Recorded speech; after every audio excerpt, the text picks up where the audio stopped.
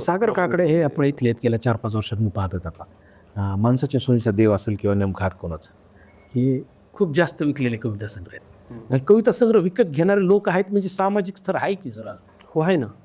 तुम्ही नाही कस म्हणता पण त्या लोकांपर्यंत हे पोहोचते ती लोक वाचायचे आणि ते पण थंड आहे, त्यांना काय घेणं ते वाचतात आणि थंड थंड आहे सगळं. आज तुम्ही मला सांगा ना, एक लेख सांगा फेसबुकवरती की जो विरोधामध्ये लिहिला गेलेला आहे.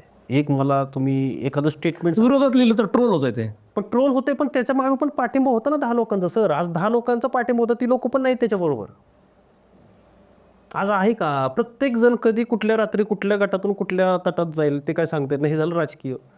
साहित्यिक ह्याच्यामध्ये चांगलं पुढाकार घेऊन भूमिका मांडणारी लोक कुठे आहेत? आहेत का? आज किती साहित्यिक असे होते की जे एका ठराविक कंपनीमधनं, ज्या कंपनीमध्ये कधी आयुष्यभर जाणार नाही मी, अशा कंपनीमध्ये ते जाऊन बसले. कोण बाजू मांडायला आहे? कित्येक लोकांनी जे ते परंपरागत करत आले होते, ज्यांनी सरकारला म्हणजे जाब विचारला, अशा लोकांवरती वेगवेगळ्या कारवाई करून त्या लोकांना थंड करण्यात आलं. त्या लोकांनी आपली पार्टी चेंज केली. त्या लोकांनी ठरवलं की आता आम्हाला नाही पुढे जायचं.